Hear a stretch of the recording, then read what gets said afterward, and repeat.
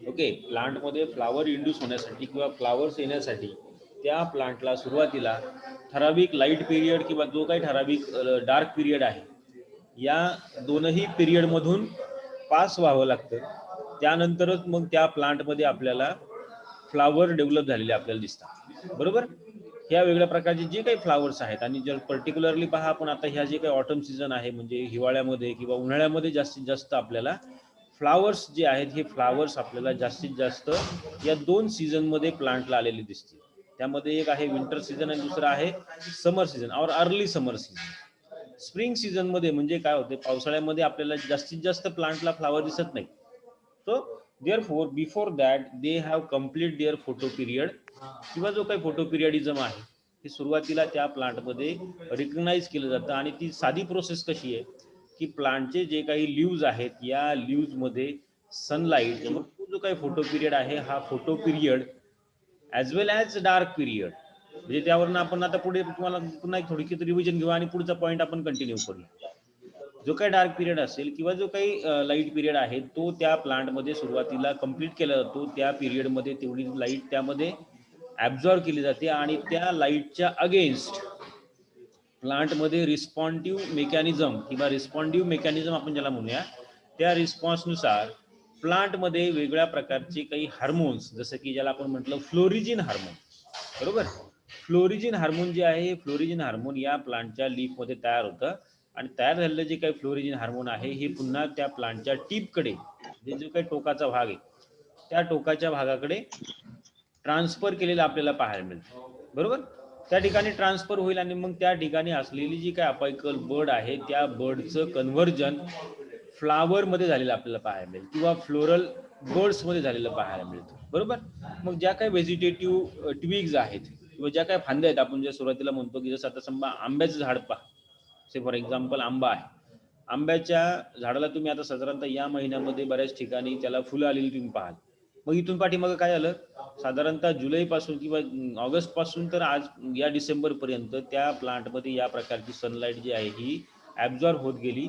पर्यायानं त्या प्लांटमध्ये त्या प्रकारचे हार्मोन्स तयार झाले आणि पर्टिक्युलरली बरोबर विंटर सीझनमध्ये थंडी असेल त्याच पिरियडमध्ये त्या प्लांटच्या टीपला, म्हणजे ज्या काही फांद्या आहेत त्या फांद्यांच्या टीपला त्या ठिकाणी त्याचं कन्व्हर्जन फ्लोरल प्रायमोर्डियामध्ये झालं.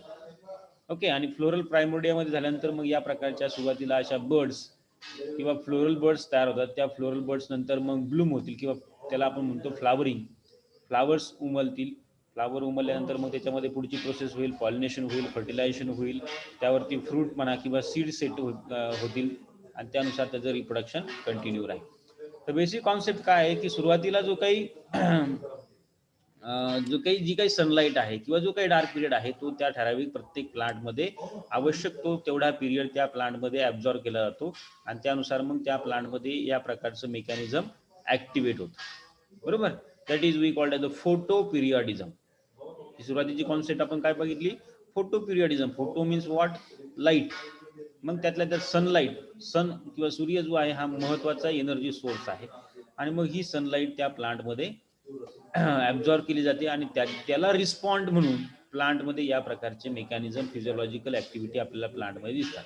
जसं की पहा, एखाद्या प्लांटमध्ये सुरुवातीला पूर्णपणे पानगळ झालेली असते आणि मग ही पानगळ झालेली जे काही प्लांट आहेत, या प्लांटमध्ये सुरुवातीला त्या पिरियडमध्ये जी सनलाईट आहे त्या सनलाईटला रिस्पॉन्स म्हणून त्या प्लांटच्या टीपमध्ये या ठिकाणी सुरुवातीला हळूहळू फ्लावर जे आहे ते फ्लावर इनिशिएशन झालेलं आपल्याला दिसतं आणि मग त्याप्रमाणे पुढे फ्लावर, त्या ट्विगचं कन्व्हर्जन फ्लावरमध्ये होईल आणि त्याचबरोबर खाली नंतर मग काही लीव्ह सुद्धा त्याच्यावरती आलेले आपल्याला दिसतात आणि त्यानंतर मग फुलं उमलतील. उमललेली फुलं जे त्याच्यामध्ये पॉलिनेशन होईल, फर्टिलायझेशन होईल आणि फ्रूट सेट झालेले आपल्याला दिसतात.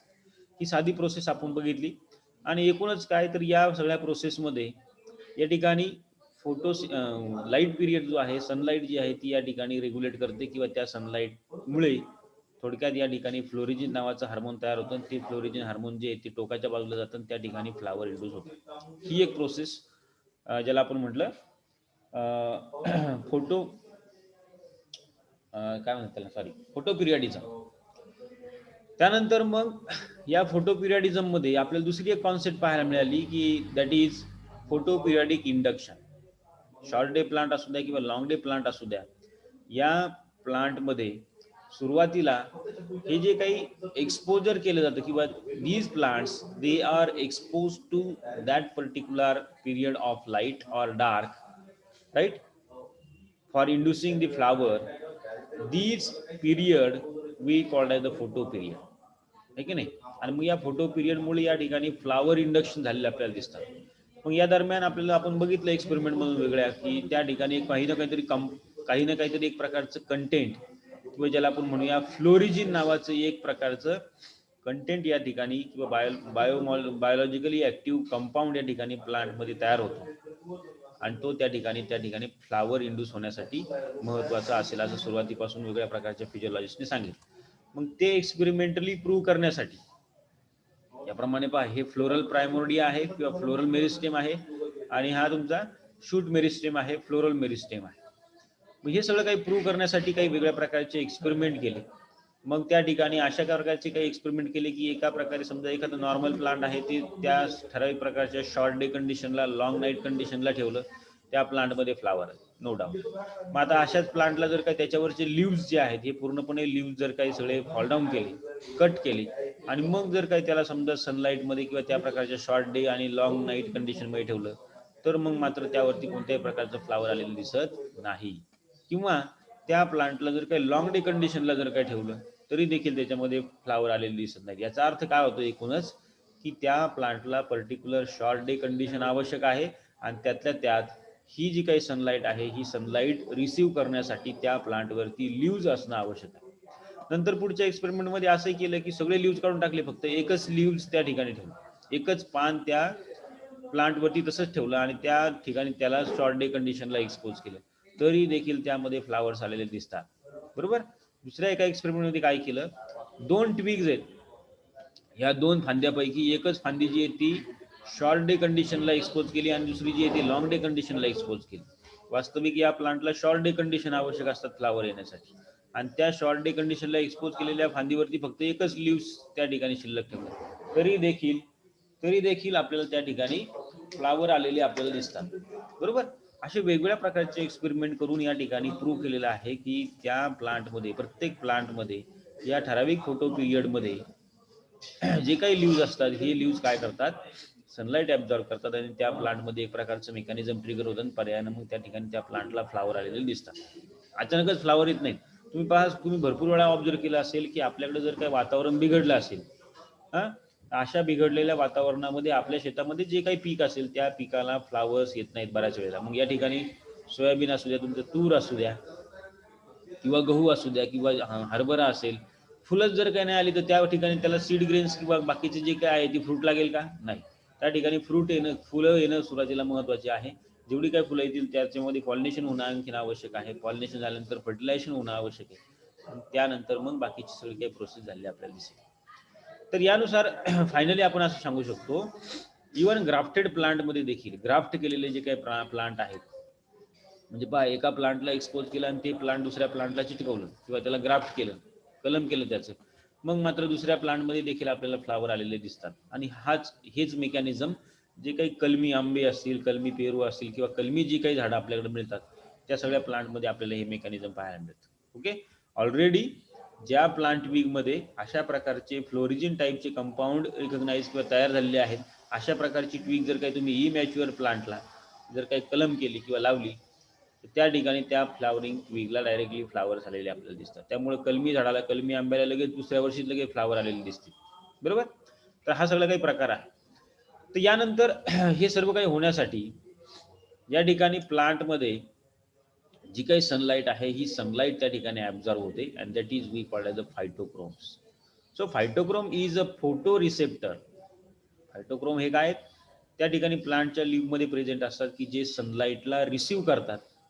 And these pigments inside the plant or some of the bacteria or even some of the fungi, they have used to detect the light and it is the sensitive to light in the red and far red regions of the visible spectrum.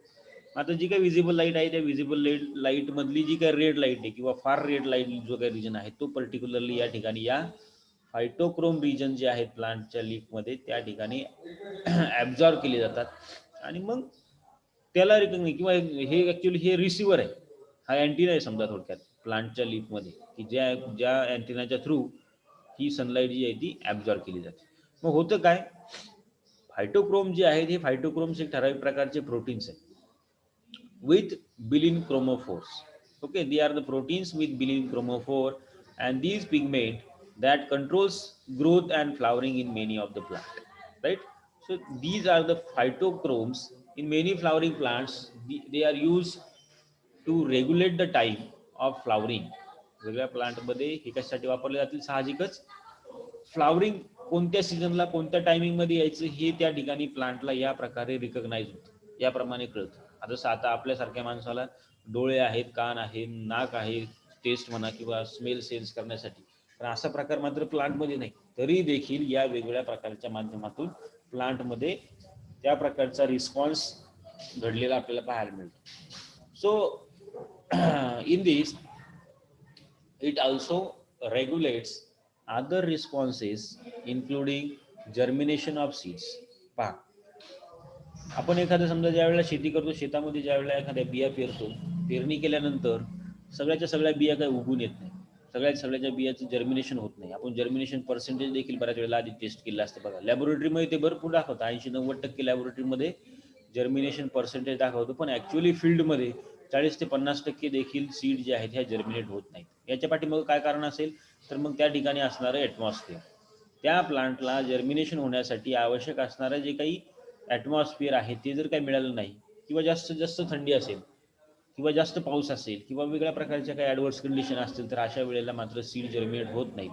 मग seed germinate होण्यासाठी, त्याचबरोबर germinate झालेल्या सीडचं elongation होण्यासाठी, that is elongation of seedlings, किंवा त्याची size, shape, number of lives त्याच्यावरती वाढण्यासाठी, त्याची ग्रोथ होण्यासाठी, बरोबर. त्याचबरोबर त्या प्लांटमध्ये मोठ्या प्रमाणामध्ये क्लोरोफिल पिगमेंट सिंथेसाइज करण्यासाठी, त्याचबरोबर strengthening of the epicotyl and हायपोकोटाइल hook of dicot seedlings. म्हणजे काय सांगतो पुढे, समजा जे काही लिव्स तयार होतात प्लांटमध्ये जर्मिनेशन झाल्यानंतर, त्या ठिकाणी कॉटलेरॉनस लिव्ज आपल्याला असतात, आणि त्यापासून नंतर पुढे बाकीचे लिव्ज, फोटोसिंथेसिस लिव्ज आपल्याला त्यावरती आलेले दिसतात. ह्या सगळ्या काही गोष्टी म्हणजे थोडक्यात काय, एकंदरीत ग्रोथ होण्यासाठी त्या ठिकाणी पर्टिक्युलर ॲटमॉस्फिअर किंवा त्या ॲटमॉस्फिअरमध्ये, त्या प्लांटमध्ये हे फायटोक्रोम जे आहेत हे ॲक्टिव्ह असणं आवश्यक आहे, आणि त्यानंतरच त्या प्लांटमध्ये एकंदरीत आपल्याला ग्रोथ झालेली पाहायला मिळते.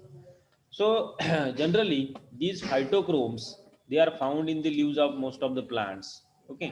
आणि मग त्याचा रोल कसा आहे, तर जनरली पहा, these फायटोक्रोम्स in firstly ब्रांथविक, H.A. Hendricks and his colleagues in 1952, they have proposed that light absorbing pigment, प्लांटमध्ये जे काही लाईटला ॲब्झॉर्ब करणारे जे काही पिगमेंट आहेत, प्रोटेनॅशियस पिगमेंट जे आहेत, की they inhibit the flowering in short day plants. These pigments like phytochromes exist in two forms. हे दोन फॉर्म मध्ये असतात. पहिला फॉर्म कुठला आहे, तर पहिला फॉर्म आहे बघा, इट इज इनॅक्टिव्ह फॉर्म. पहिला जे ते इनॅक्टिव्ह फॉर्म आहे, it is फायटोक्रोम red, and second form is active form.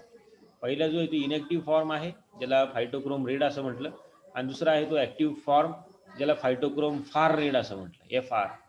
Okay. He फायटोक्रोम far red wavelength असणारी किंवा त्या प्रकारची लाईट जी आहे, विजिबल लाईट, ही जास्त करून यामध्ये ॲब्झॉर्ब होत असेल. Then both forms R inter convertible, दोनही एकमेकांमध्ये कन्व्हर्टिबल आहेत.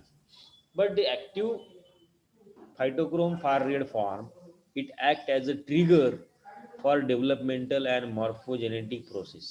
महत्त्वाचं आहे फायटोक्रोम फार रेड, की जो ट्रिगर करतो, किंवा त्यामुळे ॲक्च्युअली आपल्याला प्लांटमध्ये डेव्हलपमेंटल ग्रोथ म्हणा, सीड जर्मिनेशन म्हणा, किंवा फ्लावर इंडस होणे, या सगळ्या काही प्रोसेस आपल्याला पर्टिक्युलरली झालेल्या पाहायला मिळतात.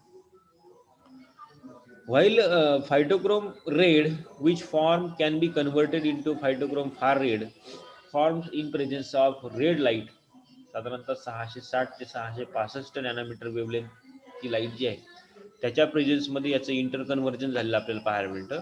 And similarly phytochrome far red, they form can be converted into phytochrome red form in presence of either far red light. 730 ते 735 नॅनोमीटर इतक्या वेवलाईन मध्ये आपल्याला ह्याचं कन्व्हर्जन झालेलं पाहायला मिळतं. ठीक आहे.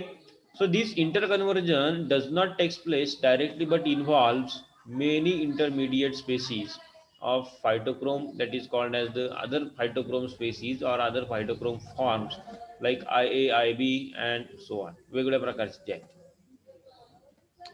मग याच्यामध्ये होतं कसं पहा, केमिकली जर बघितलं आपण तर these chemically phytochromes they are made up of proteins and chromophores. कशापासून तयार झालेले असतात हे phytochromes? एक प्रकारचं प्रोटीन आहे आणि क्रोमोफोर्स आहेत. So this protein is composed of structural units called as amino acids which form polypeptide chain through the peptide linkage.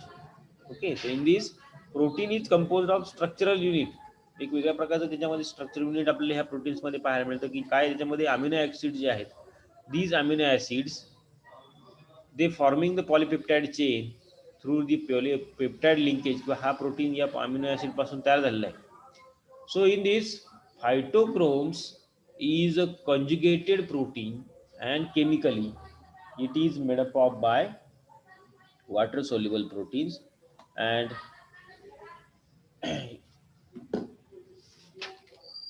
you can observe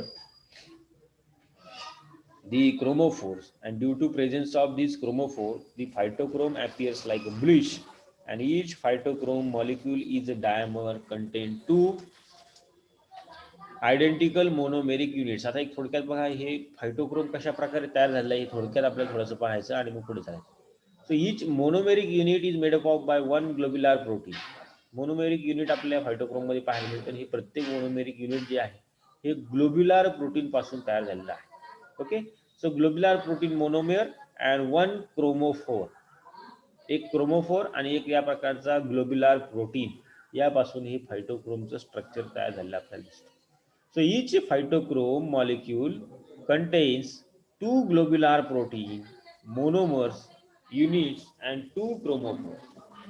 काय काय त्याच्यामध्ये प्रत्येक दोन ग्लोब्युलर प्रोटीन्स मध्ये एक मोनोमर युनिट आणि दोन क्रोमोफोर अशा प्रकारचं स्ट्रक्चर आपल्या या ठिकाणी तयार झालेलं पाहायला मिळतं. यापासून असा फायटोक्रोम त्या प्लांटच्या लिव्स मध्ये असलेला आपल्याला दिसतो किंवा अशा प्रकारचे त्या ठिकाणी स्ट्रक्चर असेल. असे अनेक स्ट्रक्चर, असे अनेक फायटोक्रोम्स प्लांट लिव्स मध्ये असतात की जे या प्रकारची जी काही सनलाईट आहे ही सनलाईट त्या ठिकाणी रिसीव्ह करतात आणि मग त्याचा इफेक्ट आपल्याला नंतर त्याचं सिग्नलिंग मेकॅनिझम तयार झालेलं पाहायला मिळतं आणि त्याचे सिग्नल म्हणून मग त्या ठिकाणी त्या ठराविक प्रकारचे फ्लोरिजिन सारखे हार्मोन्स तयार होतील आणि हार्मोन्स जे आहेत हे नंतर मग त्या शूट टिपकडे ट्रान्सफर केले जातील आणि त्यानुसार मग आपल्याला सर्व काही फ्लावर इंड्यूस झालेलं किंवा सीड जर्मिनेशन होणं या सगळ्या काही प्रक्रिया झालेल्या पाहायला मिळते.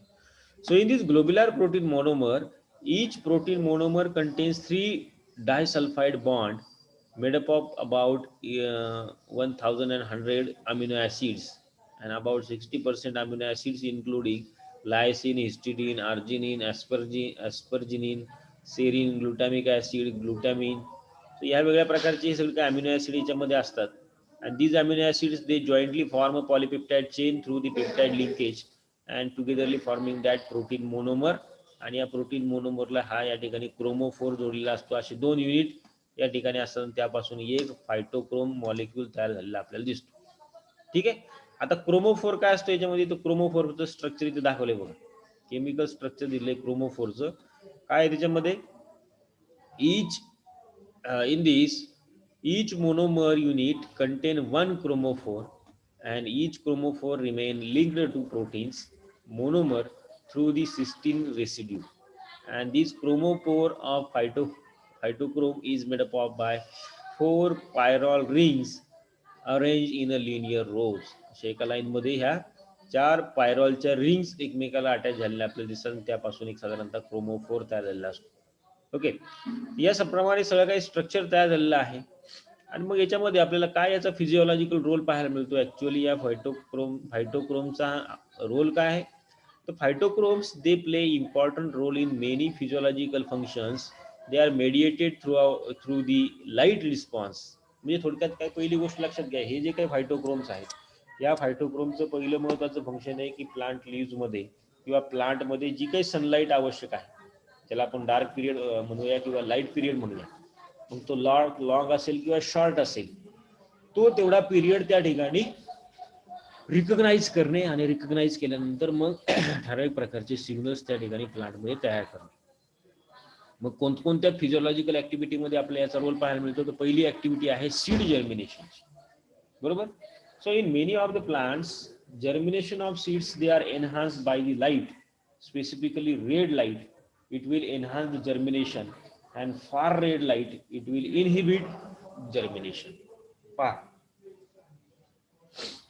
विजिबल लाईट पैकी रेड लाईट जर काय त्या ठिकाणी त्या प्लांटच्या सीडला किंवा त्या ठिकाणी ज्यावेळेला आपण प्लांट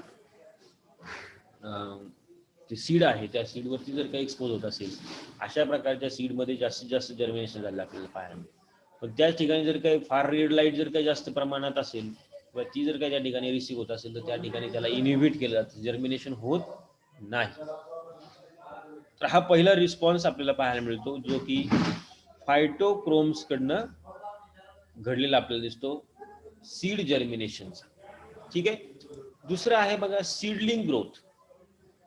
आता एकदा का समजा सीड जर्मिनेशन झालं की त्यानंतर जे काही त्याच्यामध्ये जे काही रॅडिकल बाहेर पडतो किंवा ज्याला आपण म्हणू कोंब येतील, कोंब आल्यानंतर मग जे काही लहानसं रोप तयार होते पहा, म्हणजे फोटोसिंथेटिक लिव्ज येण्याच्या अगोदरची स्टेज, त्याला सीडलिंग असं म्हणायचं.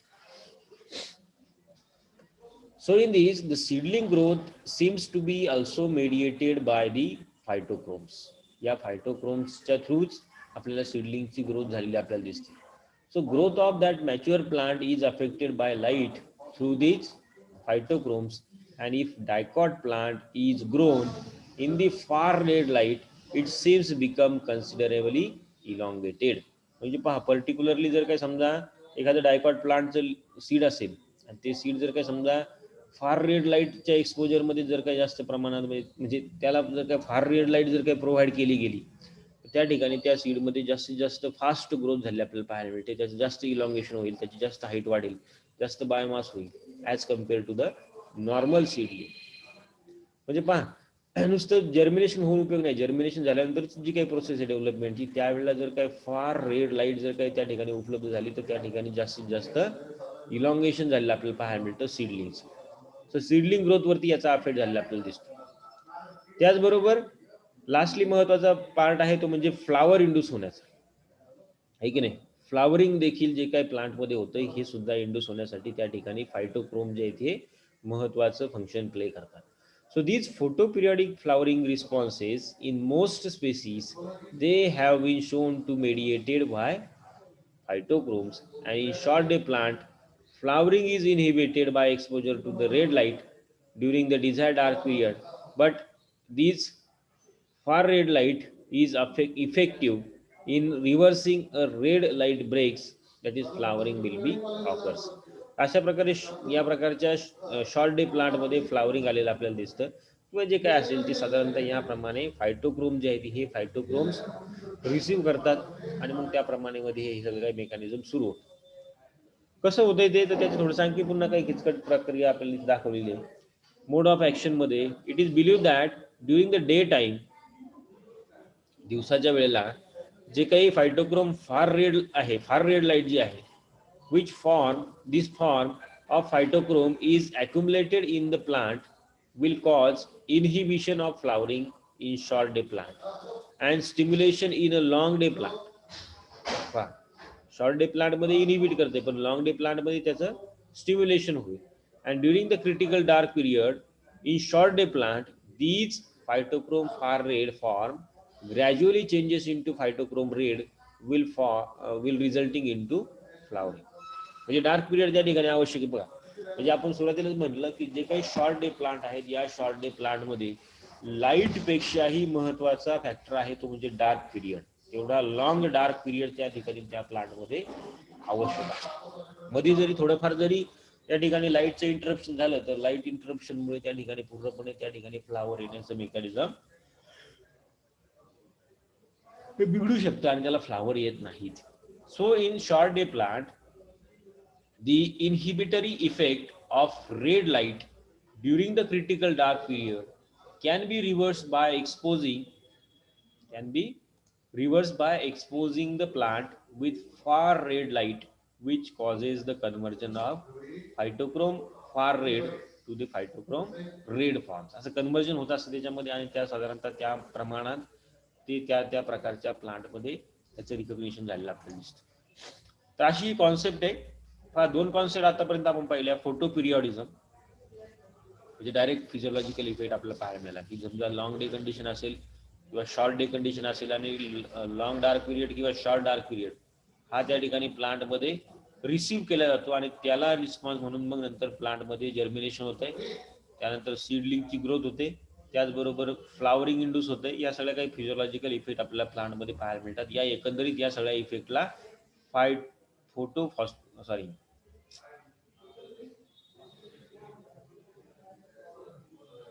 फोटो पिरियडिझम असं म्हणायचं.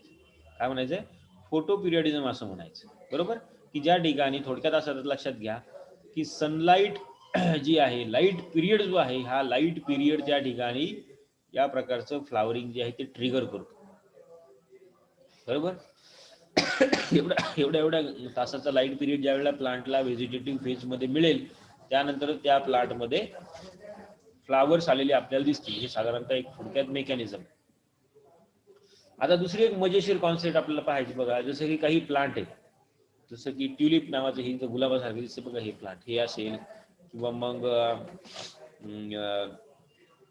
केसर असेल. केसर तुम्हाला माहिती आहे ना, केसरला काय म्हणतात इंग्लिश मध्ये? सॅफ्रॉन प्लांट असेल, किंवा इथं दिसते बघा, हे काय? ऍपल, सफरचंद आहे, बरोबर. आता ही प्लांट जर आपण इथं महाराष्ट्रात लावायचा प्रयत्न केला तर येतात का हो? तुम्ही कोणी लावला असेल ना सफरचंदाची बी वगैरे आतापर्यंत? लावली तरी येत नाही. किंवा जरी समजा त्याच्यामध्ये एखादं प्लांटचं रोप, मग तुम्ही म्हणाला रे आपल्यातलं बरेच जण जम्मू काश्मीरला जातात, मग तिकडून एखादं 2 रोप आणली बाबा आणि इकडे लावून दिली बुलढाण्यामध्ये, तर मग तिथला सफरचंद येतील का नाही?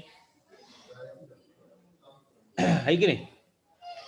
आता अशी काही प्लांट जी आहेत, या ठराविक प्लांटला फ्लावर येण्यासाठी किंवा फळं येण्यासाठी अगदी कोल्ड टेम्परेचर, ज्याला आपण म्हणूया लो टेम्परेचर, कोल्ड कंडिशन आवश्यक असतात. आता या ठिकाणी सनलाईट म्हणा किंवा डार्क पिरियडची नाही आवश्यकता, त्याला काय आवश्यकता आहे? कोल्ड ट्रीटमेंटची आवश्यकता आहे, आणि त्यानंतरच त्या प्लांटमध्ये फ्लावर्स आलेले आपल्याला दिसतील. And this cold treatment required for flowering in this plant is called as व्हर्नलायझेशन. या कॉन्सेप्टला काय म्हटलं जाते? व्हर्नलायझेशन असं म्हटलं जातं. आणि मग ही एक वेगळी कॉन्सेप्ट आहे की जी फोटो पिरियडिझम पेक्षा वेगळी आहे, बरोबर. फोटो पिरियडिझम मध्ये आपण बघितलं की that is the period of light or dark which is required for flower induction of flowers. But here a cold treatment or cold period जो साधारणतः 0 डिग्री सेंटीग्रेड पासून -6 डिग्री सेंटीग्रेड पर्यंतचा असावा, हा जो काही हे जे काही लो टेम्परेचर आहे हे काही प्लांटला आवश्यक असतं. त्यानंतर त्या प्लांटमध्ये फ्लावर्स आलेले दिसतात. So that is requirement of plant to go through a period of cold before they can flower, and this effect we called as the फर्नलायझेशन. अशी बरीचशी काही प्लांट आहे ती पर्टिक्युलरली मग आता पहा, ज्या ठिकाणी बर्फाळ प्रदेश आहे, म्हणजे आपलं जम्मू काश्मीर असेल, हिमालयाचा भाग जो असेल, किंवा टेम्परेट रिजन आहेत, युरोप, इंग्लंड वगैरे, तो जो काय भाग आहे की नाही, नॉर्थ पोल, साऊथ पोलच्या कडेचा, अशा ठिकाणी मग ही प्लांट आपल्याला पाहायला मिळतात पर्टिक्युलरली, आणि ती त्याच ठिकाणी येतात. म्हणूनच मग आपल्याकडे पहा, हिमाचल प्रदेश किंवा जम्मू काश्मीर असेल, या 2च राज्यांमध्ये जे काही सफरचंद आहेत हे फार मोठ्या प्रमाणामध्ये याचं उत्पादन घेतलं जातं. इथे तुम्ही त्या प्लांटवरनं पाहू शकाल की सफरचंदाच्या झाडाला किती सफरचंद येतात. पहा, इतकी भयानक येतात की ते पानं कमी आणि फळं जास्त असतात. हा, लहानसं झाड असते, जास्त काही मोठं नाही होत. आपल्या बोरीचं झाड कसं असतं आपल्याकडं, तेवढ्या साईजचं झाड, फक्त पानं थोडीशी मोठाली असतात, आणि भरपूर सारे फुलं येतात त्याला, आणि त्या प्रत्येक फ्लावरचं पॉलिनेशन होऊन त्या ठिकाणी फळं तयार झालेली आपल्याला दिसतात. आता ही फळं जी आहेत ही बरीचशी काही पार्थेनोकार्पिक फ्रूट आहेत. अलग लक्षात, ही फ्रूट कशी आहेत? पार्थेनोकार्पिक फ्रूट आहेत, म्हणजे सीडलेस फ्रूट. जरी त्याच्यामध्ये ते लहानसं सीड दिसत असेल तरी ते फर्टाईल नसतं. त्यामुळे ते सीड जरी आपण इकडे लावलं तरी त्यापासून जर्मिनेशन होणार नाही. त्यामुळं सीडलेस फ्रूट, किंवा ज्याला आपण म्हणूया या प्रकारचे ऍपल, किंवा ऍपलचं जे काही फ्रूट आहे, या ऍपलच्या फ्रूटचा टाईप देखील वेगळा आहे. पोम टाईप ऑफ फ्रूट आहे, की फक्त जे काही थॅलॅमस आहे, त्या थॅलॅमसची ग्रोथ त्या ठिकाणी झालेली आपल्याला पाहायला मिळते. आणि आतमध्ये ऍक्च्युअली जी काही ओव्हरी आहे, ही ओव्हरी लहानशी आतमध्ये आपल्याला दिसते. सेंटरला जे काही ऍपलच्या सेंटरला जे काही असतो ना भाग सीडचा, ती ओव्हरी आहे. आणि हे बाहेरचा जो काही आपण आता जो काही पल्प म्हणा किंवा जे काही गर खातो आपण, जो न्यूट्रिशियस असतो, ज्याच्यामध्ये मोठ्या प्रमाणामध्ये न्यूट्रियंट स्टोअर केले जातात, हा जो काही भाग आहे हा थॅलॅमसचा भाग, तो त्या ठिकाणी मोठा होत असतो. सेम कंडिशन आपल्याला काजू म्हणा किंवा बिब्यामध्ये देखील पाहायला मिळते. काजूचं फळ म्हणा किंवा बिब्याचं फळ तुम्ही पाहिलं असेल, त्याच्यामध्ये देखील अशीच कंडिशन आपल्याला दिसते. थोडासा वेगळा टाईप आहे फळाचा, पण साधारणतः एक लक्षात घ्या महत्वाचं आता काय की या सर्व काही प्लांटला लो टेम्परेचर जे आहे हे लो टेम्परेचर आवश्यक असतं. आता काही थोडक्यात आता थोडंसं वेळ राहिलं मला असं वाटतं, काही फोटोग्राफ्स तुम्हाला दाखवतो आणि उद्या पुन्हा डिटेल्स ही प्रोसेस जी आहे ती आपण उद्याच्या लेक्चरमध्ये पुन्हा कंटिन्यू करूया. त्याच्यामध्ये पहा इथं एक फोटो आहे, पूर्णपणे बर्फ पडलेले आहे, मग त्या जमिनीतून मग या प्रकारचे असे सुंदर असे फ्लावर्स या प्लांटला आलेले दिसतील. लिलिएसी फॅमिलीचं प्लांट आहे, बरोबर. त्याला आपल्याकडे भुईआवळा वगैरे असं म्हणतात बऱ्याच वेळा, भुई चाफा असं म्हटलं जातं. तर अशा काही प्लांटमध्ये ज्या वेळेला असा हा कंटिन्यू बर्फ किंवा थंड टेम्परेचर किंवा एकदम कोल्ड टेम्परेचर त्या ठिकाणी त्याला उपलब्ध होईल, त्यानंतरच त्या प्लांटमध्ये अशा प्रकारे फ्लावर्स आलेले आपल्याला दिसतात. मग ही प्रोसेस या ठिकाणी होत असते. या प्रोसेसला या ठिकाणी म्हटलंय व्हर्नलायझेशन.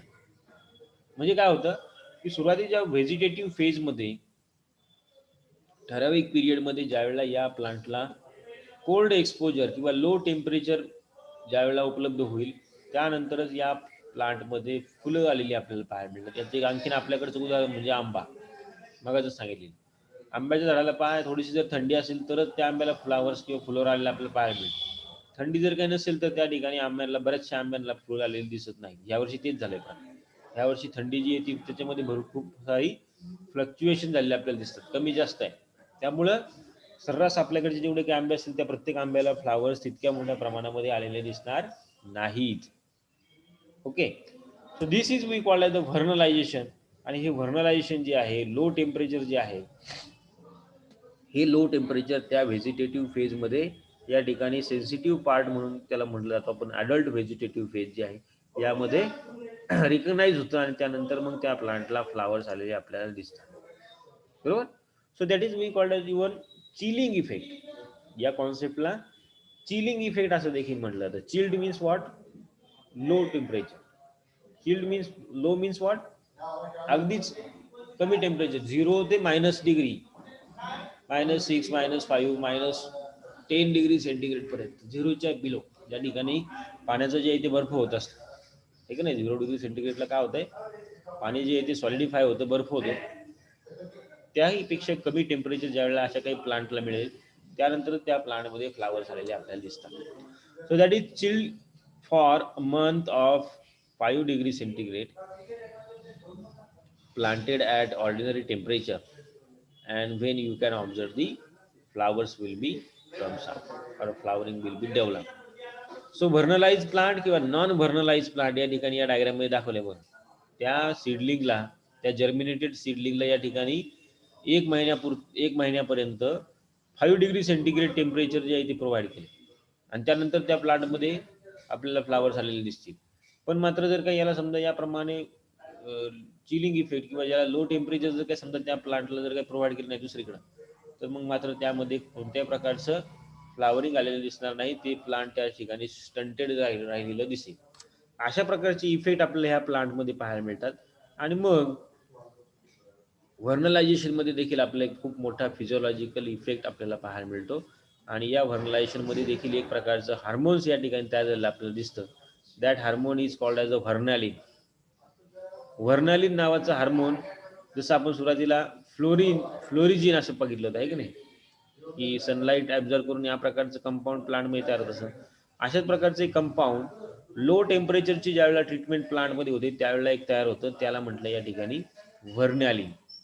ओके, आणि मग या व्हर्नॅलिनमुळे प्लांटमध्ये ॲक्च्युअली फ्लावरिंग म्हणा किंवा त्या प्रकारची डेव्हलपमेंट झालेली दिसते.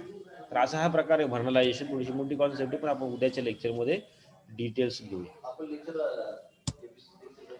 तर याच्यानंतर केमिस्ट्रीचं लेक्चर आहे, सर्वांनी त्याला जॉईन करा. आणि ही जी काही कॉन्सेप्ट आहे थोडीशी नेटवरती इकडे तिकडे जर तुम्ही याचे काही व्हिडिओ जर पाहिले